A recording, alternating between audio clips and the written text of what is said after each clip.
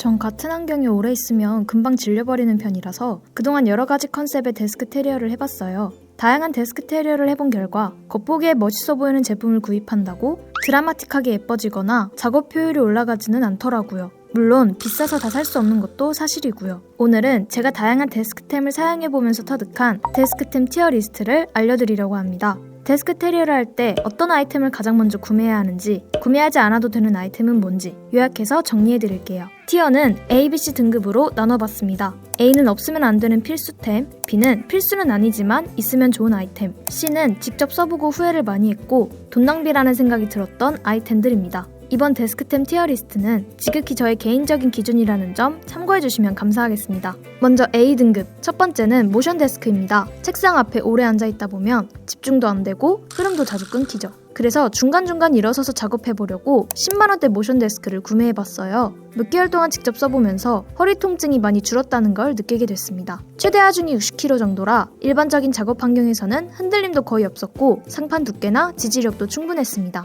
작은 디테일들도 마음에 들었는데요. 전선홀이 있어서 선 정리를 깔끔하게 할 수 있었고 옆에 있는 가방걸이에 자잘한 물건들도 걸어줄 수 있어서 공간 자체도 훨씬 깔끔해 보입니다. 다음은 듀얼 모니터입니다. 듀얼 모니터는 단순히 화면이 넓어 보여서 좋은 정도가 아닙니다. 모니터 하나만 있을 때보다 책상 시선이 좌우로 분산되면서 공간이 훨씬 꽉 차 보이거든요. 저는 영상 편집을 자주 하는 편인데 편집 프로그램은 한쪽에 띄워두고 자료조사나 대본은 다른 화면에 열어두면 멀티태스킹도 훨씬 수월해집니다. 듀얼 모니터를 쓰기 전에는 이 차이를 잘 몰랐는데 다시 모니터 한 대로 돌아가 보니까 작업할 때 답답하고 공간도 허전하게 느껴지더라고요.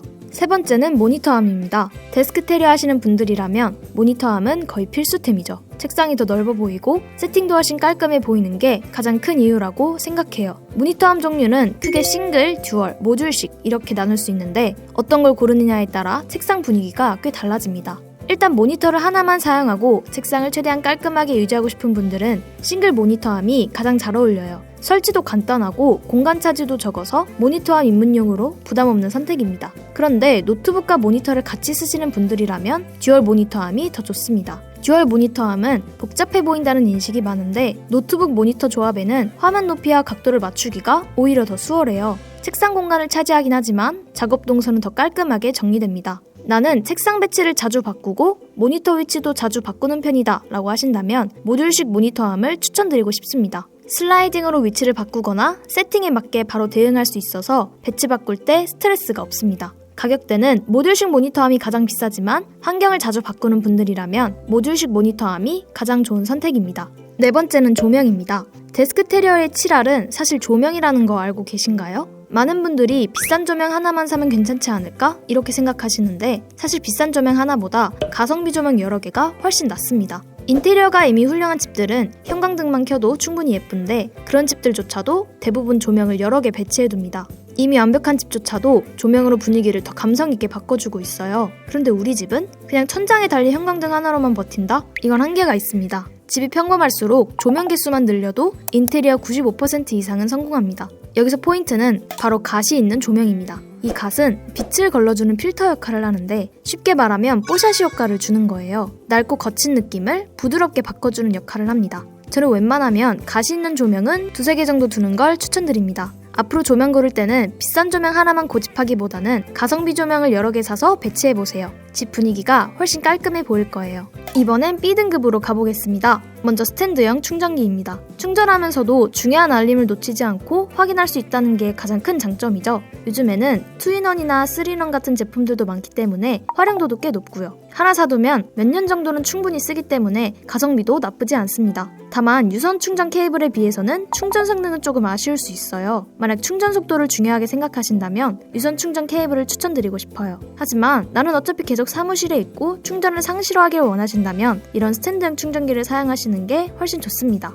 두 번째는 버티컬 마우스입니다. 내가 요즘 마우스를 장시간 사용해서 손목이 뻐근하고 아프다면 버티컬 마우스 충분히 좋은 선택입니다. 저는 버티컬 마우스를 꽤 오랫동안 사용했었는데 손을 비틀어서 쓰는 일반 마우스보다는 손목이 확실히 편해진 게 느껴지더라고요. 다만 일반 마우스와 그립감이나 사용 자세가 많이 다르기 때문에 처음에는 좀 어색할 수도 있어요. 하지만 이건 며칠만 써보면 금방 적응되는 부분입니다. 근데 여기서 중요한 점, 버티컬 마우스는 일반 마우스보다 부피가 있고 사이즈가 큰 편인데요. 저는 손이 매우 작은 편이라서 버티컬 마우스 사이즈는 부담스럽게 느껴졌습니다. 마지막은 C등급입니다. 첫 번째는 피규어 같은 작은 소품들이에요. 피규어로 제대로 꾸미면 피규어만으로도 데스크 분위기가 확 살아나요. 그런데 피규어는 애매하게 놔두면 오히려 역효과가 납니다. 먼지 쌓이는 거 관리하느라 시간만 많이 잡아먹게 돼요. 예전에 피규어로 데스크 테리어 시도해봤는데 책상 분위기가 이도저도 아니고 되게 애매해지더라고요. 피규어는 잘 꾸미는 소수에게만 A등급이 될 수 있는 아이템 같아서 피규어는 과감하게 C등급으로 두겠습니다.